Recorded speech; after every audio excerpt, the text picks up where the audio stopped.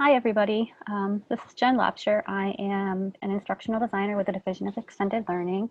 And today we are going to discuss chunking information and organizing course content for flexible instruction.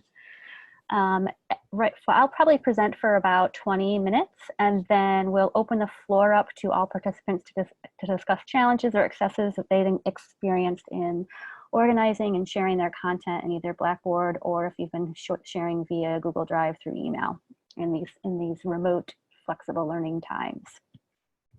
So the topics we'll cover today will be to begin with the end in mind and prioritize your content, discuss what manageable chunks of content look like, and a few tips and strategies that might help you as you begin to start building for a late summer course or for your fall course, if in fact it may be remote. So let's move on. So first, let's talk about beginning with the end in mind. And this has been around for quite a while with Wiggins and McTighe. Backwards design is pretty much something that's going to feed how you design your course for instruction. So the first thing you want to do is you want to make sure that you have the big ideas and skills laid out and identify the desired results. Then you would go into commenting the assessments, coming up with how you're going to assess those, and then finally into planning the actual experiences of the learning activities that your students would go through. What I like to also do is with this identified desired results part of backward design, I like to take a look at the content and make sure that I am not over teaching or over supplying content.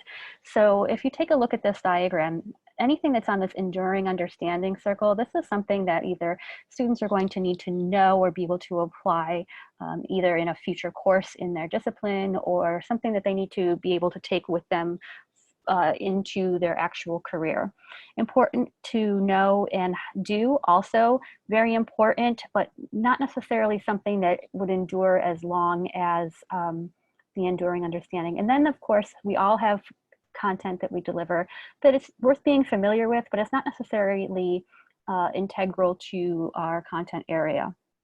So what I find very important to do is to not only design this way, but to also communicate with students what those important to know and the enduring understanding pieces of content are, so they know where to focus their energies on when they are engaged with the material. So let's move on to chunking content. I had a really hard time finding an image for this, but I'm like, you know what? You can't eat a whole pizza at once, so you eat one piece at a time. And that's kind of the same thing with chunking your content in a course. You want to be able to break down your information into bite-sized pieces, something that your brain can digest. It makes the content more manageable for students, easier to remember, and that's through reducing the strain on working memory. This is all based on work by George Miller back in 1956. It's still enduring. And actually, I took a look at some of the research that's out there right now, and I went to a site called Quality Matters, which is an instructional design evaluation type site. And there were two studies done, one at MIT and one at University of Washington Stout. And the MIT study states that instructional videos, if you were going to create instructional videos of your lecture, that they should be less than 6 minutes long, and they call those micro lectures. The University of Washington Stout study said that when students were polled after their courses, their online courses and whatnot, the students preferred that their videos were less than 15 minutes each. So that poses a little bit of a problem as we are moving toward the flexible teaching model, and we want to have lectures that we deliver to our students, and usually our lectures are 45, 50 minutes long, or even longer in some cases. So it's important to make sure that you go through your content in a way that is broken down into manageable chunks. The same holds true for text. When you're developing courses, whether it be a document with links that you're sharing through Google Drive or whether it be in Blackboard, you want to make sure that you're chunking your text by level of importance. So you want to have your content organized in a logical, progressive way. And that starts with, for example, I'm just going to use Blackboard as an example, but that starts by developing modules. And then underneath those modules, you have either your units or lessons. And then within those units or lessons, you have different sections and topics. Again, keeping your eye on that ball of what's the priority, where do I want that priority outcome or priority objective to be placed in the flow of the content. So there's two different types of chunking that I'm just going to talk about briefly today. The first is your course level chunking, and it's kind of what I was just referring to on the last slide. This determines the hierarchy of your course. You would take your course and you would divide it down into modules, and then each module would have 1 to 2 lessons or units, or maybe 3, and then within each of those, you would have multiple screens or topics that your module can be broken down into. When your content cannot be broken down any further, that bit of content is called a learning point. And that is where you would develop a screen within Blackboard or a page within Google Drive that you plan to share with your students. So let's talk a little bit about screen level chunking. Now, this is obviously chunking that's done at the screen level. So when a student opens up your course, they see the modules, they open up a module, they see the 2 or 3 lessons that are within that module. And then as they open up each of those pages or each of those items in there could be what you would consider a screen. And a screen is basically just what you see on your computer screen. Again, referring back to the previous slide, if the learning point, each screen is a learning point. So if you have one thing that you want your students to learn, you put that on one screen or one page. If it's a very small learning point, or and you have something that's really related to it contextually, you can put more than one on a page. Some other ideas for when you are dividing information, text in a page or on a screen would be to use contextual images. You know, make sure that your images aren't flashing, they're not GIFs and jumping around or that they're not non-related to the topic. You want to make sure that if you're going to use an image, you want it to be thoughtful. And then, of course, not too many. White space on a screen is your friend. So we will talk a little bit about what that looks like. When you are developing a screen, you want to make sure that you're using shorter paragraphs with some white space in between, because a whole page of text can be pretty overwhelming to a student as they open up that page. And then finally, avoiding the endless scrolling, or as I like to call it, the scroll of death. I was once, I was a student on an online course once, and I had to scroll down the page and keep scrolling and keep scrolling and keep scrolling, and it was just so overwhelming.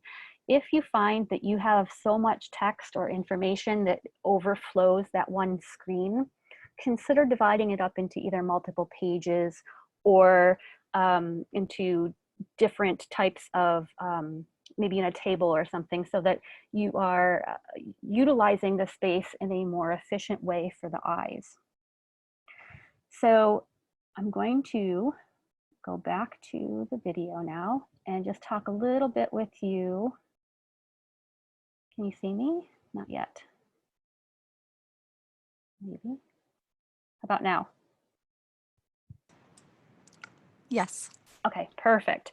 Okay, so I think the most important notes to make on chunking would be with your videos, you want to make sure that if you are giving an entire lecture, that you do take the time to find those natural breaks. Now, obviously 15 minutes, you can't, hold a stopwatch and stop yourself. And if it doesn't make sense to stop the lecture, then don't stop the lecture. But when you're delivering your information, you can find those natural breaks in the content. So we have tools on campus. Panopto is one of the tools that you can use to record your lecture of yourself. And then you can divide that down into smaller micro lectures. And again, if we're taking the 2 studies that I mentioned into consideration, that would be somewhere between the 6 and 15-minute mark. Is it a little bit more challenging to organize that? probably a little bit more challenging to organize that. But once that's done, I think what you will find is that your students will engage with that information in a more thoughtful way because they won't be so overwhelmed. They'll watch this smaller piece of video, your lecture, and then you can provide them some kind of activity or note structure, a framework of notes that they can fill out that will help them to focus on the content that they just learned. So basically it's content, a little activity, content, a little activity. With regard to text chunking, things that you'll again want to keep in mind as you are developing your screens or your pages would be, you know, again, white space is your friend. So make sure that your paragraphs are, you know, concise, short. Make sure that you're utilizing headings and subheadings or bulleted lists or tables just to be friendlier on the eyes and to help students make sense of where the information falls that you're trying to give to them. Other things would be to make sure that you are, and this is not necessarily chunking, but it does speak to organizing and delivering your content. So I think making sure that you have consistent font on your screens, in a readable font that is not necessarily all bold and italicized. Trying to stay away from colored text like reds and yellows or lots of different highlights. If you highlight something, make sure that it's something that really needs to be highlighted. And that will help to, it will help students understand what is the really important things at a glance on that page. As far as delivering the information, like I had mentioned before, you know, we obviously, some people prefer to use our learning management system, Blackboard, and you can set up your course, you can develop your folders, you can develop all of your modules within those folders. Or, and then some people maybe aren't in this flexible teaching environment feeling so comfortable with Blackboard and they decided to go with shared folders in Google Drive and emailing their students. So in those two cases, obviously how you develop the content's a little bit different. So Blackboard is, like I mentioned before, you would make a folder, which is your module. You would put all of your activities for that specific module in one folder. However, if you're in Google, one thing that you could do is called just an interactive worksheet, which is not really a worksheet, it's a document. But in that interactive worksheet, you could provide a list of, or a framework of the notes of the content that you're going to be delivering for that specific module or for that specific unit. And within that, you can embed links out to things that you want students to interact with. If you have videos stored on a YouTube channel of your lectures, you could also link to those. So there's different ways for you to organize your information and get it out to students, depending on which tool you choose to go with. So, as I mentioned, I was going to open up the floor at about 20 minutes, and I think I speak too fast. So we're about 15 minutes in. So I'd like to kind of open up the floor to everybody who's in today and just have a discussion about, you know, questions you may have as you are starting to look at your material for perhaps the fall or for the second half of the summer, and you're like, oh my gosh, I don't know how I'm going to get this out to people. If there's a challenge that you're facing or something that you really want to tap into your colleagues about, please take this time to do that. Also, if you did something in our quick change-o spring semester that worked really well as far as organizing your information, please share that with your colleagues in this space as well, because that will be very helpful to them moving forward. So at this time, is there anybody who has anything they want to share or a question to ask? I have a question. My name's Alice Frank. Sure. I'm in the political science department. So we Hi. keep, all this morning was a conversation about modules, and you're the first person who said you shouldn't have more than like 2 concepts in a module. So can we talk a little bit about what constitutes a module? So it's not necessarily more than 2 concepts within a module. So you want to keep a module is kind of like, I like to think of it as like a gift. And when you wrap up a gift for somebody, you want everything in that gift to make sense with each other. Okay. So if I'm delivering something about metamorphic rocks, I don't necessarily want to have something about igneous rocks in the same module. Does that make sense? So your module should be more about the content, the hierarchy of your content, than about how many things are in it. So that to me does not square with the conversation from this morning about modules having learning objectives. Okay. So right? I So don't have a learning objective about the presidency. right. So how do I have learning objectives for a module if a module should not be more than one discrete piece of like non-comparative information? So I guess what's the so if you were to develop your module, what would the overarching objectives for that specific module be? So for instance, if I'm thinking a module for the first module in a class on Intro to American Politics would be Ideas in American Politics, and it'd be a chapter that talks about the 7 different major ideas that are foundational to American politics and political culture, and then a chapter on the Constitution, right? So the module itself then can have learning objectives that apply to those 2 chapters. But each of those chapters obviously has to be broken down further, right? So at what point, it seems like then what we were talking about this morning as a module is not definitionally the same as what you're calling a module. I apologize, I wasn't on that session. So if there was anybody who was here. Yeah, and I'll also say I've never taught online before, right? So all of this verbiage is new to me, and so I'm legitimately just trying to square, like, what are we talking about with these terms? I'm also a bit puzzled by it because that's not how it's been used here or in SUNY or anywhere else that I've ever seen that discussion. So I would say for my class, before I was online, I had recently started using modules, and I broke it up into like units, and I had 4 units in my kind of natural units in my course. One being like the introduction to law and the court systems, and the next being torts and contracts. The next was employment law, and then the other one was business organizations. So I kind of treated each module as a unit. And did it that way. So it might depend on your course, or what your objectives are, or what you're trying to get across, or I have an example for you also. So the courses that I teach in public relations. The courses that I teach physically, I also teach the exact same sections online for our online degree program. So when I created the online sections, I didn't want to reinvent the wheel. So my modules are actually based off the same weekly content that I would be in the classroom, because a lot of times I'm teaching both sections simultaneously anyways. So last fall I taught COM 317, which is PR research. I taught a section in class and a section online simultaneously during the same semester. So what I'm doing, my week 1, my week 2, all the way to week 15, is the same setup I have for both classes. It's just I may have a discussion forum for the online version instead of the in-class discussion I'm having for the physical version. But my modules run week to week so that I'm marrying the same course content, so it doesn't get confusing for me then. Otherwise I'd go crazy wondering what method I'm teaching that week to who. So Joseph, are your modules, each week is a module? Each week is a module. So that really depends on, again, that's instructor preference.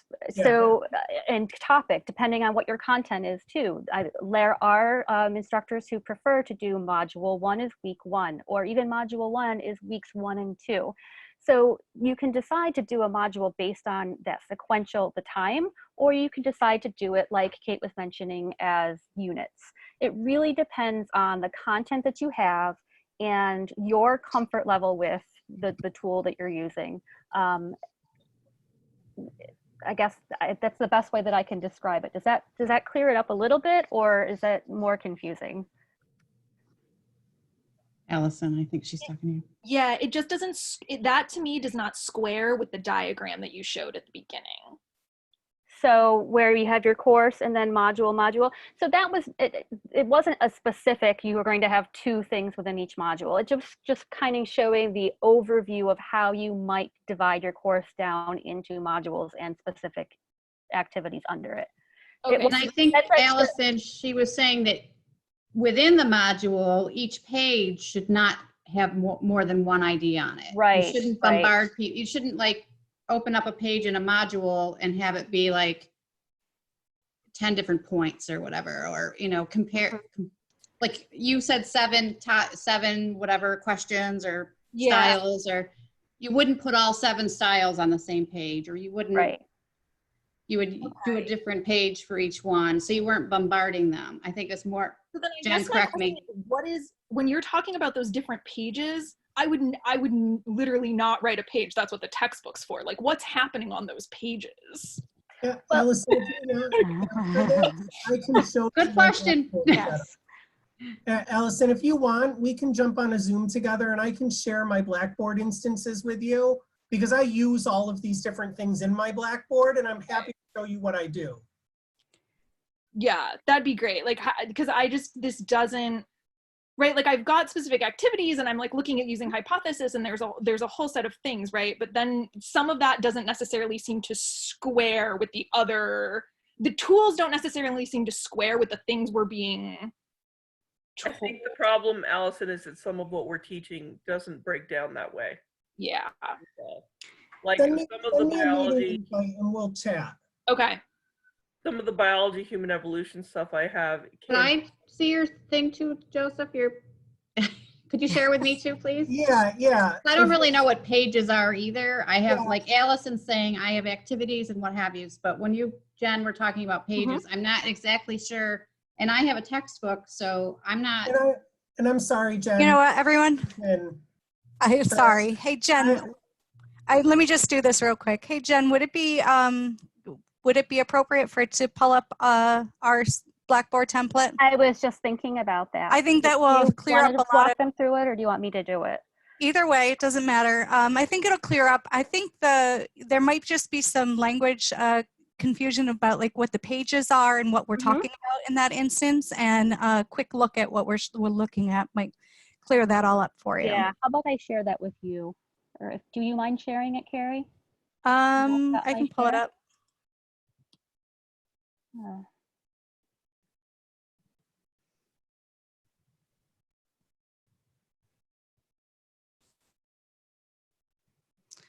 Okay, share screen.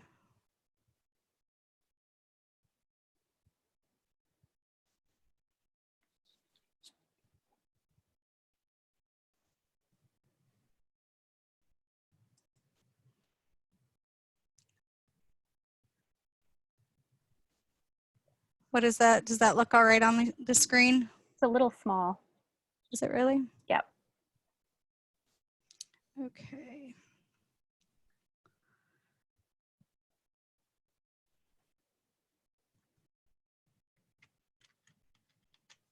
Does that help it out at all?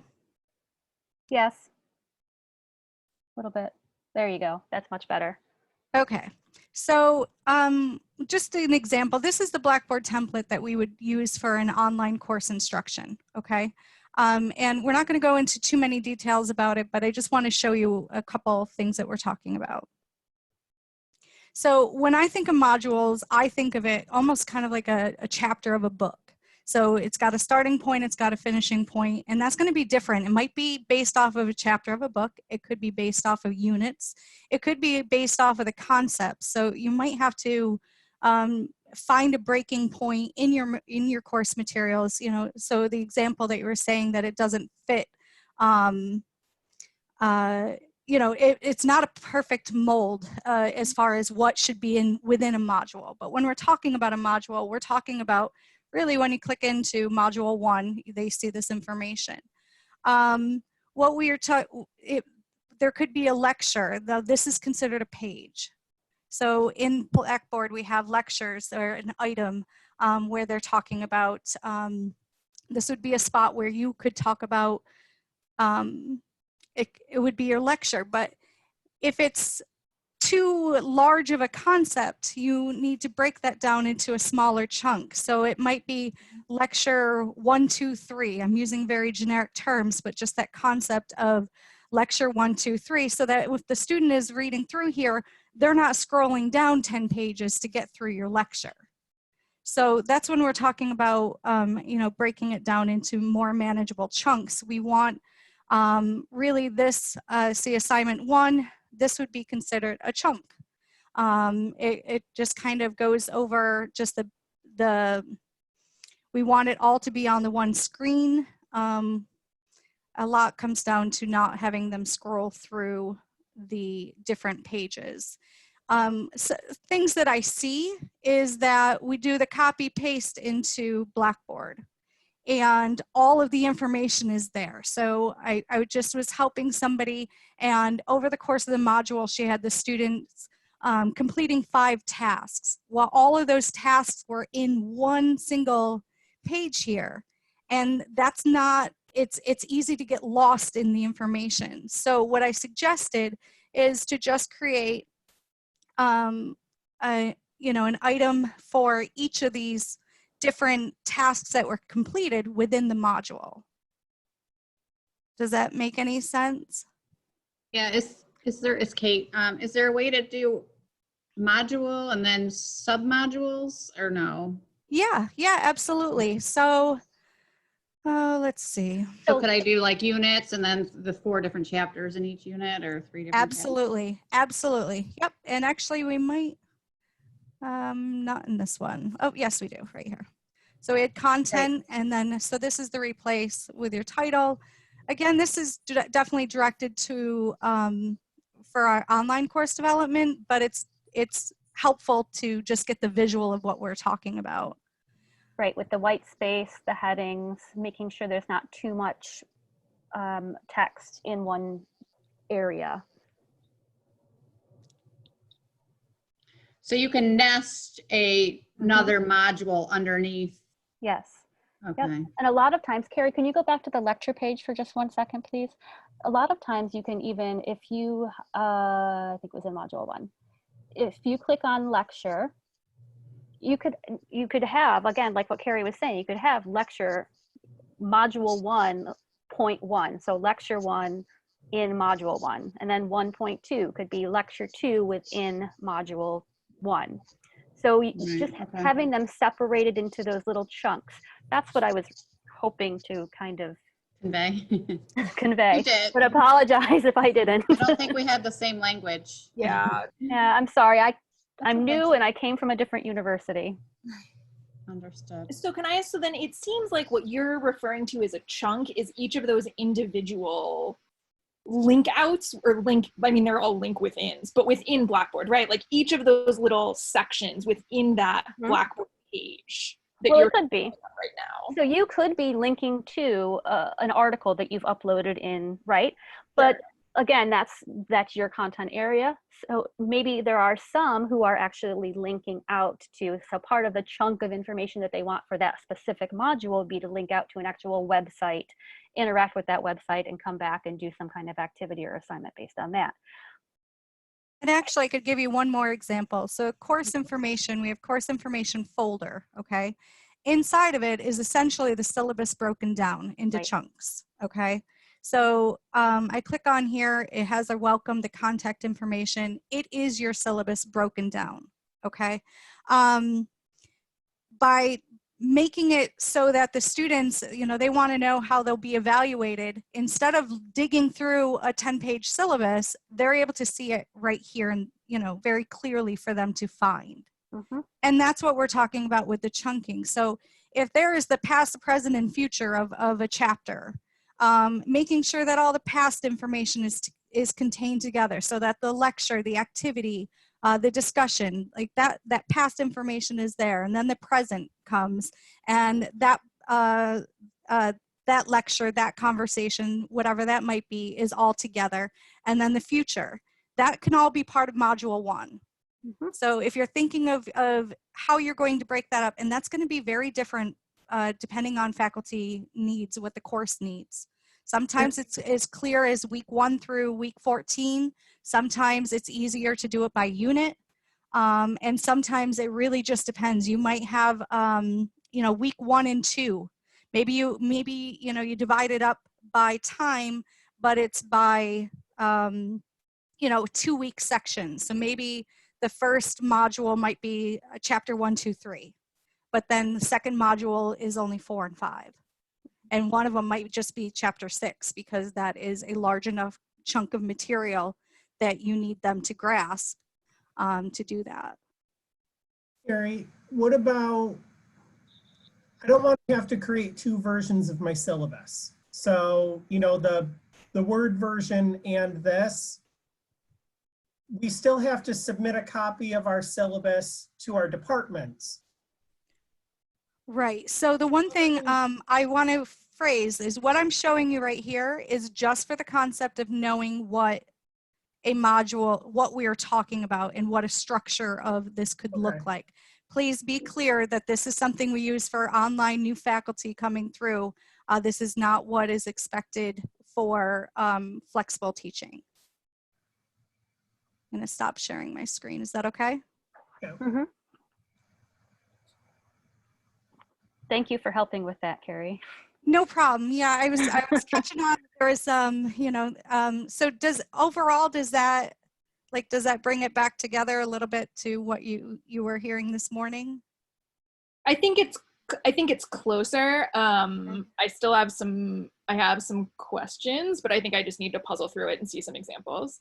Yeah, and if you, any of the instructional designers too, we absolutely are doing one-on-one sessions with any faculty that want assistance and trying to see that how it could possibly break down. But one of the things that we really do focus on with that concept of backwards design is recognizing, like, at the end of the day, what do you need these students to know?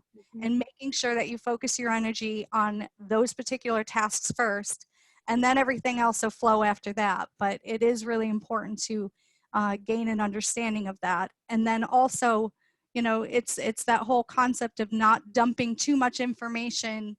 You know, it's being told to read a textbook or being told to read chapter 1.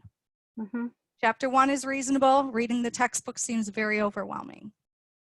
And when it comes to, again, if you're recording your video lectures, I mean, we obviously, if you are going to stand in a classroom and lecture, you would, you know, you're there for 45, 50, 60 minutes, whatever the length of your course is. But for a student to sit and watch a video of that length, they're actually going to disengage with the material quite quickly. So making sure that you are taking the time to separate that in and organize it within either Blackboard or in your Google in a way that they're not getting all of those, the entire lecture all at once.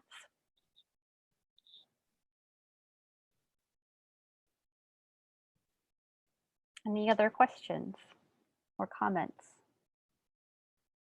So you're going to be posting examples on the CELT site or something of your, or a link maybe? I thought looking at your Blackboard was interesting, so you're posting that there? Or? There are definitely, Jen, is the video up on the online portal as of this moment? Which video? Probably just the one or the overview of a module.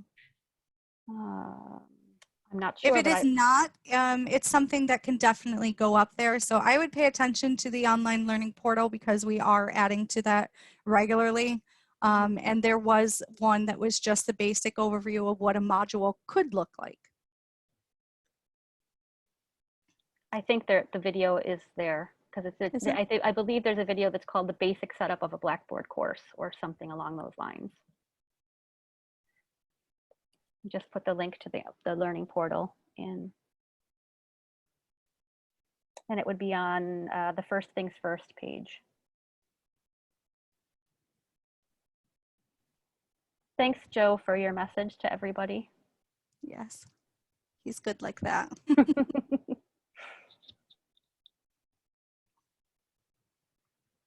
Any other questions or experiences or concerns? This might be more for Carrie. Okay. Videos, are you still advising people to not load videos directly into Blackboard, to use Ensemble instead? Yes, we absolutely need to be using Ensemble because there is, you know, an overall Blackboard space restriction. So if everybody had a 2-minute video, it'd be fine. But once we get into these larger videos, it will slow down the experience. So yes, everything should be going into Ensemble. Additionally, there's the option to caption. So That's true. yeah. Yep, for I'm accessibility. not even sure I know what you guys are talking about. So Um, rather than uploading a video directly to your Blackboard site, that takes up Okay. a lot of the memory space within Blackboard, I guess, just to really simplify it down. So there's a tool within that's linked up to Blackboard called Ensemble, and you would create your own video library with an Ensemble. And then when you're developing your course, you can link to the videos in that video library, and that it's hosted in a different place. It's not hosted in Blackboard itself. So we're not saturating the quota, basically. Okay. I Sounds just complicated. emailed John to actually ask him if I could do like a 20-minute session on uploading your video to Ensemble and then embedding it into your Blackboard course. I do a ton of videos all the time, so I'm like an expert at it now. But that might help some people. Can I ask, is there a reason to do that as opposed to loading to YouTube, which is what I was doing? That's That was fine like the too. thing that I knew the quickest. That's fine too. So the only hesitation with YouTube absolutely works is just there's a little bit more protection as far as using Ensemble than YouTube. So just don't put anything that, you know, if it's, don't share your answers in the YouTube video. In theory, it should be okay, but that's the reason behind it. But yes, that is a supported tool also. What about accessibility stuff as far as They- on both? YouTube is both on. formats? It is. Yep. They have a transcription. Again, you want to go through and make sure that it's a decent transcription of what you've said, though. Mhm. Especially if you're using a lot of scientific or mathematical language that maybe won't be picked up. I use Ensemble just because of some of the material I might be showing might be copywritten. So That would be another reason. Ensemble instead of posting it to YouTube.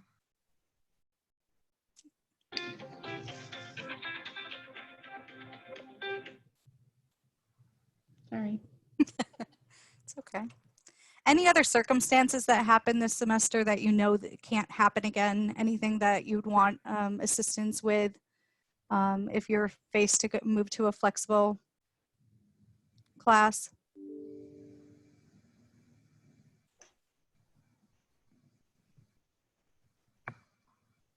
I'd like more time. I'd like more notice. Notice would have gone a long way, right? That Yeah. would have helped. Yes. I remember it being just a few days before, and I said, do you really think this is going to happen? And they said, it's not if it's going to happen, it's when When. it's going to happen. And that was my moment going, you know, I was one of the last ones to the table to really wrap my head around that this was going on. And yeah, it's time would have been a nice feature. It would have been nice to be able to do some of these trainings in advance and, you know, Well, we shut the courts down at the same time and we're like, you know, getting all it's happening fast in both of my lives. And it's like, and then I- my son's school and everything else. So yeah, yeah, it's a little hectic. I would suggest that if you want an Ensemble account, if you think you're going to be using it for any videos, that you do the CTS request to have an account created for you. yes. You can That do is it on the self-service. online, whoops, I apologize. That is on the online learning portal also. The steps to get started with that.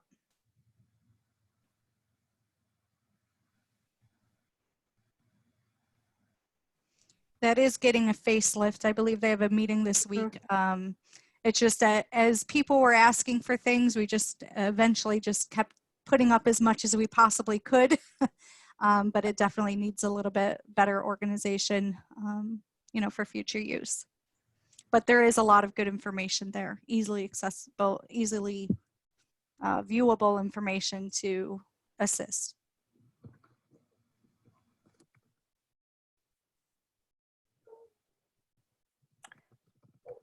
Any other questions, comments, concerns?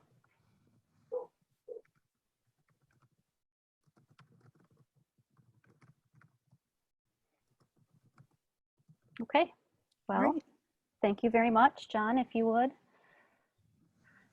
Okay. Thank you.